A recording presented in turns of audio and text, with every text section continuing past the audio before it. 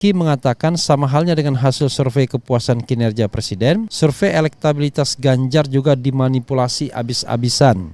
Hanya memang perlu digarisbawahi kata-kata Henry Satrio. Kata Henry 30% survei Ganjar. Tapi jangan lupa itu yang namanya swing votersnya bisa 18% sendiri. Jadi secara genuine surveinya bisa jadi cuma 12%. Yang jelas Sobat Era sekalian, kalau kita bicara tentang survei dan lembaga survei, ini mohon maaf betul, di RH Channel hanya 7% yang percaya dengan lembaga survei. Itu polling yang kita adakan dengan responden dengan suara votes lebih dari 100.000.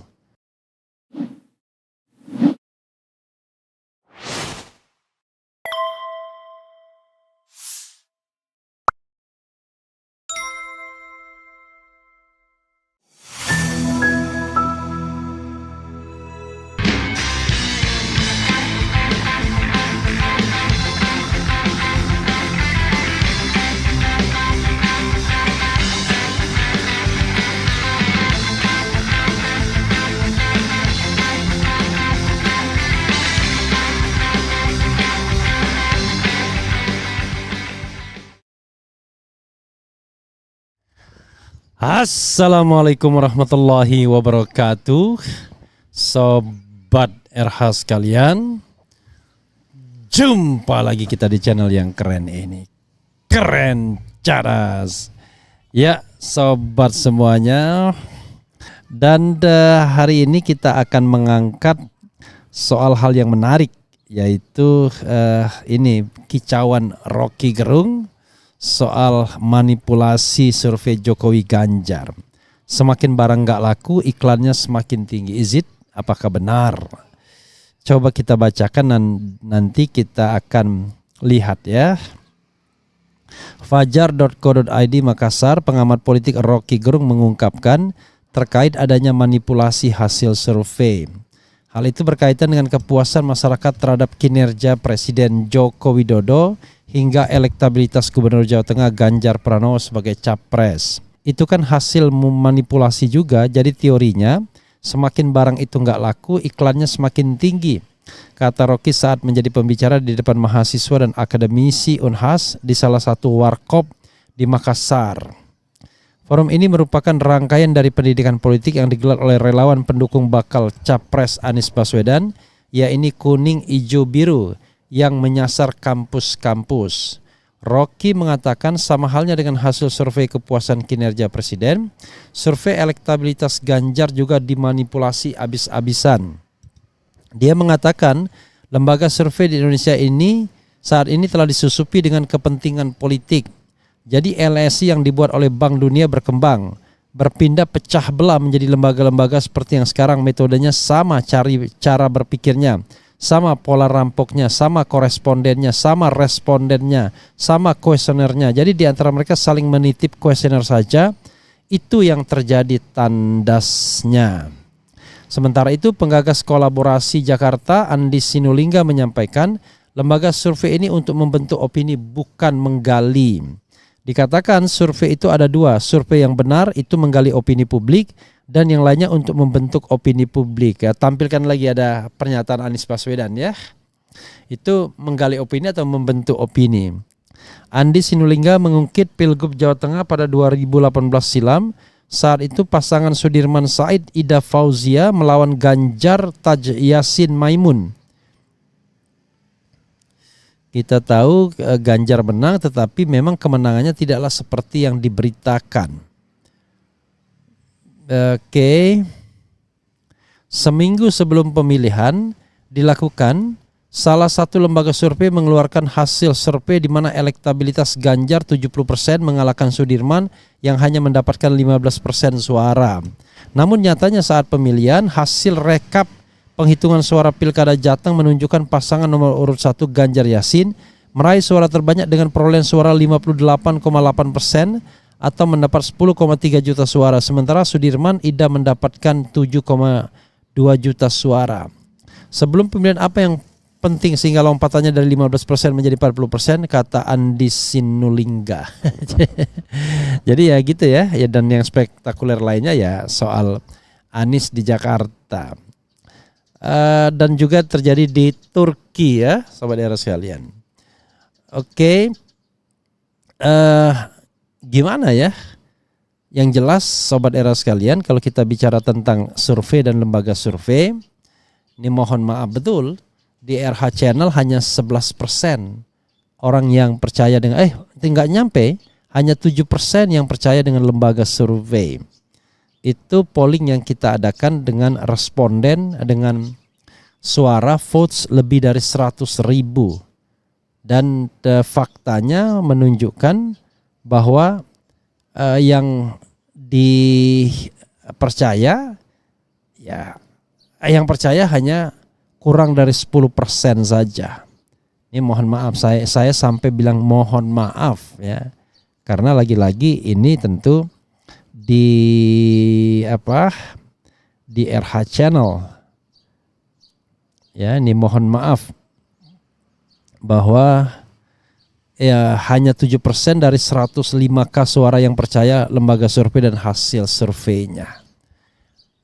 Ada orang mengatakan ya karena Anies kecil, kalau gede mungkin juga alat campaign, tapi kan letak persoalannya bukan di situ.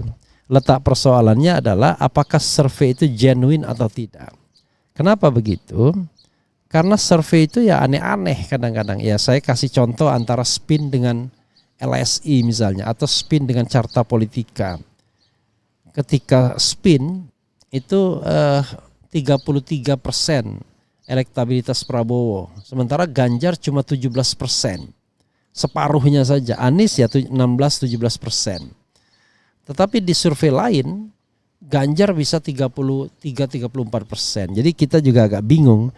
Survei dilakukan secara serempak bersamaan dengan waktu yang kurang lebih sama, tapi hasilnya jomplang sekali. Itu satu. Yang kedua, apa iya tiba-tiba setiap minggu selalu ada survei? Apakah orang akan berubah? Bisa iya, bisa tidak. Tapi sekali lagi soalnya adalah harus ada sebuah survei yang genuine.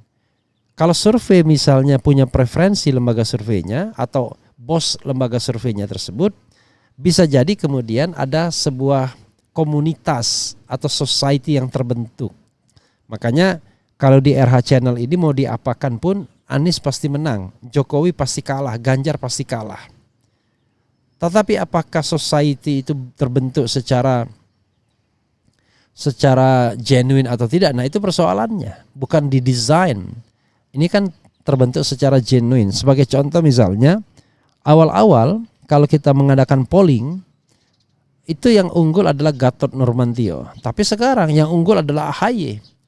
Ini kita akan buat polling yang terbaru. Kemarin AHY unggul ketika dihadapkan pada Gatot Nurmantio, Mahfud MD, Khofifah Indar Parawansa, dan Andika Perkasa. Sekarang 3 terbawa kita buang, digantikan yang baru. Tapi Gatot tetap bertengger di sana karena angkanya signifikan kemarin. Jadi sekarang formasinya adalah AHY, Gatot Nurmantio, Rizal Ramli, Ridwan Kamil, dan Sandiaga Salahuddin Uno. Tetap saja yang unggul AHY. Ini society yang terbentuk. Saya tidak bisa mengatakan ini mewakili semuanya, tetapi yang jelas paling tidak ini adalah society penonton RH Channel dengan responden, dengan vote, dengan suara itu lebih dari 100.000. Karena syarat saya adalah kalau belum 100.000 belum saya akan bacakan hasil akhirnya. Nah ini kebetulan memang belum 100.000 untuk polling terbaru siapa cawapres Anies, masih 98.000. Makanya belum saya bacakan final ya. Nanti kalau sudah final 100.000 baru saya bacakan. Jadi tolong dilihat juga ya. Oke. Apa yang disampaikan Rocky itu ya itulah adanya. Soalnya adalah penguasaan terhadap lembaga survei ini dengan membayarnya uang. Makanya kata Rizal Ramli survei. Hanya memang tentu kita harus harus realistis juga. Ganjar memang tokoh yang memang moncar di survei. Walaupun survei itu tidak rekayasa, tetap dia masuk 3 besar. Hanya memang perlu digarisbawahi kata-kata Henry Satrio. Kata Henry 30% survei Ganjar. Tapi jangan lupa itu yang namanya swing votersnya bisa 18% sendiri. Jadi secara genuine surveinya bisa jadi cuma 12%. Karena dalam konteks yang berbeda, Anies itu justru swing voternya lebih kecil, lebih sedikit. Nah, swing voter itu orang yang masih mungkin berubah. Jadi selain undecided voters, orang yang belum memilih, ada swing voter, ada pemilih yang masih mungkin berubah. Jadi kalau dengan kampanye, dengan debat capres dan lain sebagainya, bisa jadi mereka ini berubah. Sahabat sekalian, bukan siapa yang menangnya, yang paling penting adalah apakah proses election ini dilakukan secara jujur, adil, transparan atau tidak. Kalau mulai tipu-tipu di lembaga survei, wah gawat juga. Bayangkan, untuk berkompetisi saja kita main tipu, main bohong. Bagaimana kalau kita mau jadi pemimpin nantinya? Khawatirnya kemudian kita biasa menenangkan rakyat dengan tipuan. Mudah-mudahan kita dijauhkan dari pemimpin seperti itu dan kita mendapatkan pemimpin yang amanah, yang jujur ya. Oke. Sobat semuanya, coba kita lihat komentar Sobat RH terkait dengan hal ini. Suka bingung dengan survei, yang disurvei itu siapa sih? Ya, saya juga iya.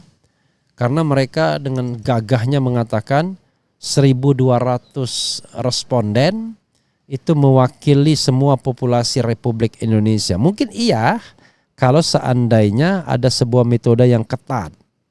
Tapi agak longgar-longgar sedikit ya agak berat juga. Atau 1.250. Belum lagi yang valid. Validnya tentu kurang dari itu. Sementara polling kita itu yang mengikuti lebih kurang 100 enggak kurang dari 100.000 ya. Oke. Kasus korupsi pengadaan bus Transjakarta Jokowi tidak diusut. Laporan Ubedillah dugaan kuat korupsi anak-anak Jokowi tidak digubris. Saya Cilacap pilih Anies. Pemerintah makan uang rakyat, itu yang betul. Rakyat kerja keras untuk kebutuhan sendiri dan pajak. Kemudian saya di Pontianak pilih Anies. Anies Presiden 2024. Sudah ketahuan lah. Anies Presiden rezim ketar-ketir. Gimana sih surveinya? Korespondennya siapa ya? Masyarakat kah atau mahasiswa kah? Karena saya punya tetangga, saudara, keluarga, teman kerja, saya tanya nggak ada tuh lembaga survei yang masuk atau media online. Ya kalau itu kasih suara saja di RH Channel ya melalui polling kita. Larang lembaga survei beroperasi di Indonesia selama menjelang pemilu karena terbukti sebagai sarana pemecah belah bangsa. Nggak boleh juga dilarang. Tapi yang harus dimulai adalah transparansi keuangan. Hanya masalahnya, sebuah pemerintahan yang punya konflik of interest, itu tidak mungkin berlaku transparan untuk segala hal. Sederhana saja. Kalau misalnya kong kali kong itu antara lembaga survei dan istana, ya nggak bisa. Istana membuat sebuah kebijakan yang pro rakyat, pro good governance, pro transparansi. Oke. Bapak Anies tetap yang terbaik.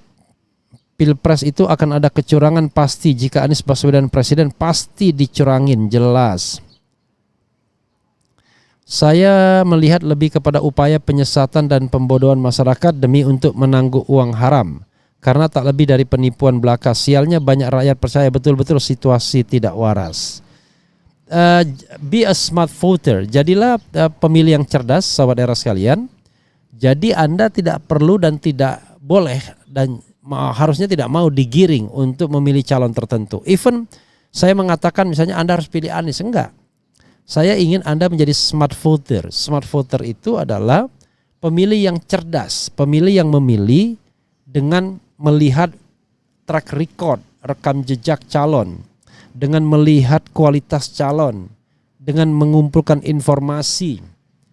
Sehingga ketika di bilik suara itu yakin bahwa yang dipilih adalah apa yang terbaik menurut pemilih. Jadi sekali lagi memilih bukan dengan mobilisasi tapi dengan partisipasi. Anies lah yang paling realistis. Rekam jejaknya, Anies memimpin Jakarta dengan baik. Anies toleransinya cukup baik. Pemodal besar sedang bergerak dengan membentuk opini lewat lembaga survei bayaran, grup Capres FB dan lain-lain. Contoh, grup Capres memposting hoax, maka komentar yang mengoreksi tidak sejalan, maka tidak disetujui. Survei penggiring opini agar pemilih menentukan pilihan kepada calon yang mereka perkirakan bakal menang menurut hasil survei. Kemudian pagi ini ngopi biar nggak oleng. Harus dibahas terus tentang survei ini biar orang nggak terbentuk opini. Kemudian kasus korupsi pengadaan mereka semakin panik karena dalam realitanya Anies semakin dicintai rakyat. Jadi segala cara dilakukan untuk mengalahkan Anies. Pembodohan publik itu bos.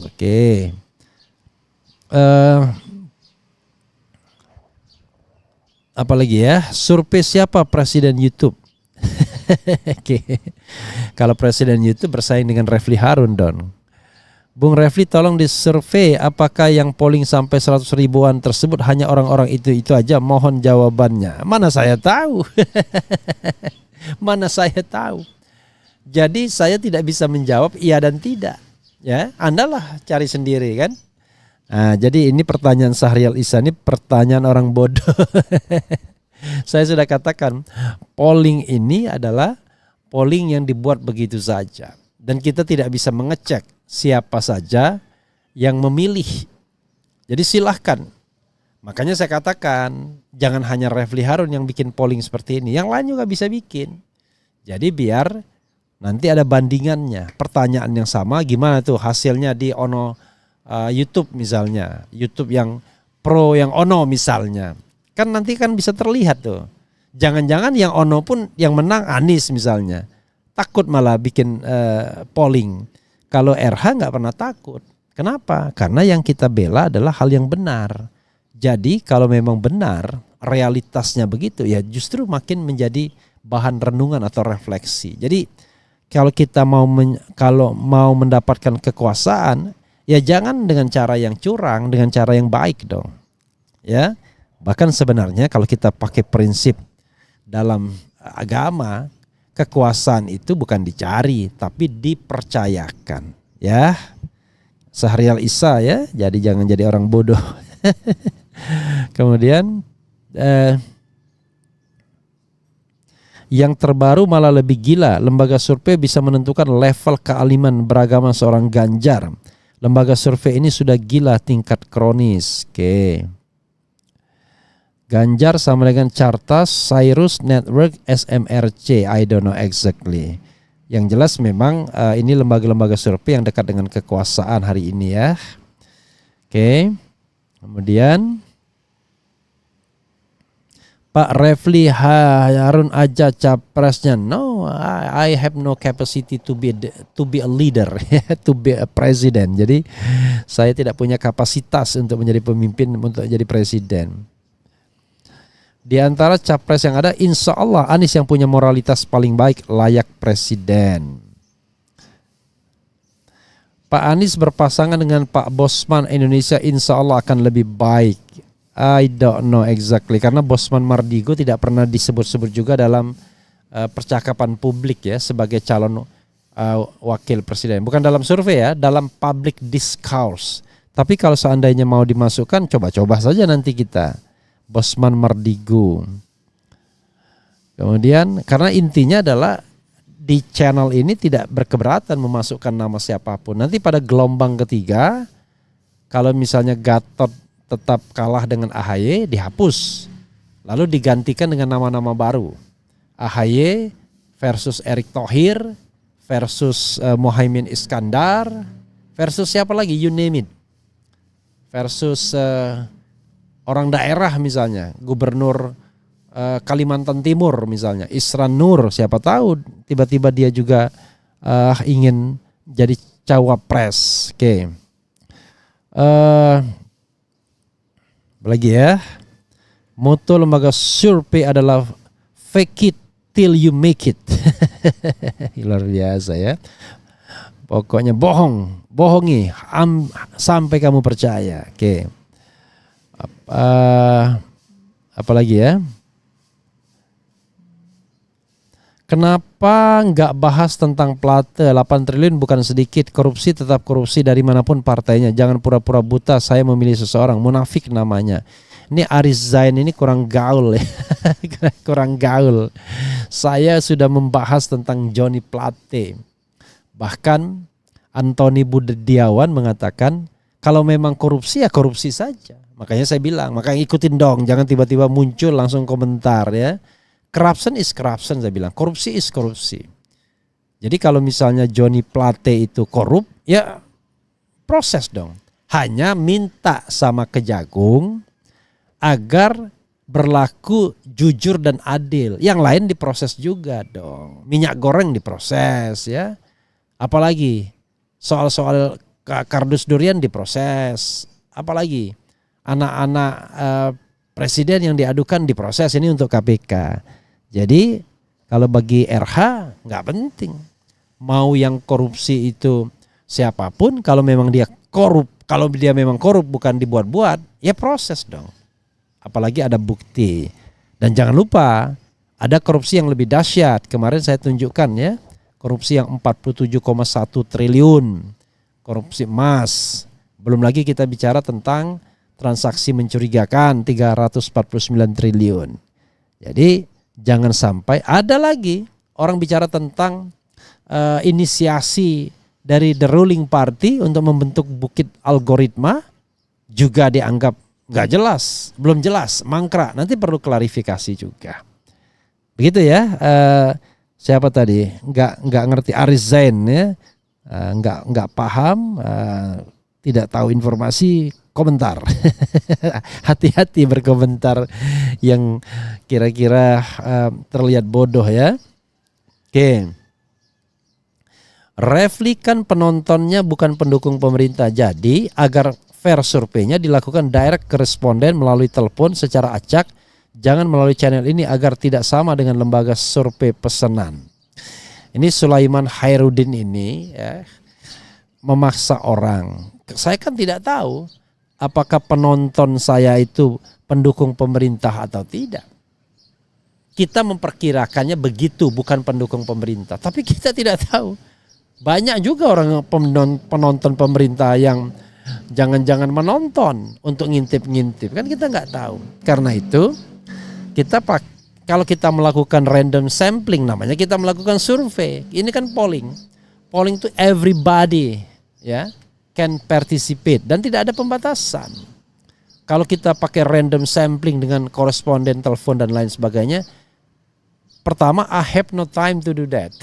Saya nggak punya waktu. Yang kedua, saya membutuhkan infrastruktur.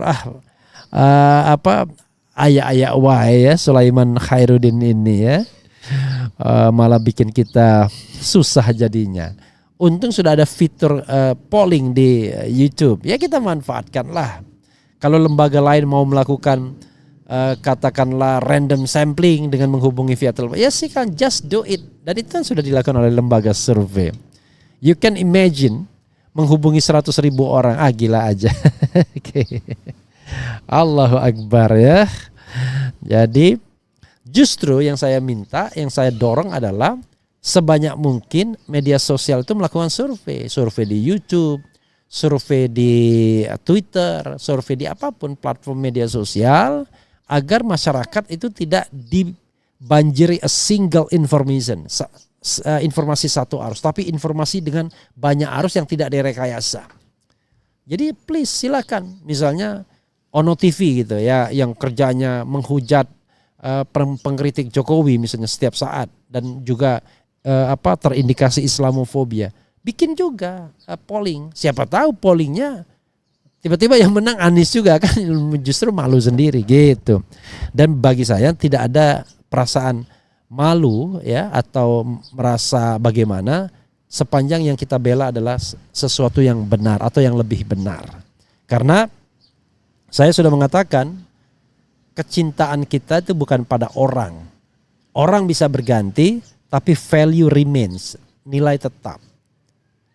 Makanya 2014 saya mendukung Presiden Jokowi.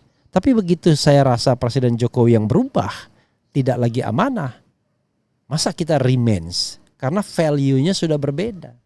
Tadi saya berharap bahwa Jokowi adalah kita dan Jokowi bisa merealisasikan janji-janji kemerdekaan untuk melindungi segenap bangsa, memajukan kesejahteraan umum, mencerdaskan bangsa. Yang terjadi rasanya gagal, mission itu gagal.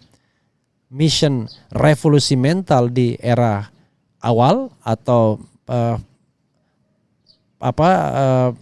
jabatan di awal ya, term of office, masa jabatan pertama gagal, dan sekarang ketika janji untuk membangun sumber daya manusia juga gagal. Kita tidak melihat ada sebuah proses pembangunan sumber daya manusia yang signifikan dalam era kedua masa pemerintahan Presiden Jokowi. Tetapi itu kan gagal versi Refli Harun, jangan baperan juga. Orang lain belum tentu mengatakan presiden gagal, jangan-jangan presiden dianggap sukses berat. Jadi kita harus berani berargumen, bukan mengirimkan pesan-pesan sentimen, apalagi pesan-pesan untuk kriminalisasi kepada siapapun yang berbeda pendapat. Nauzubillah min zalik kalau begitu. Wassalamualaikum warahmatullahi wabarakatuh.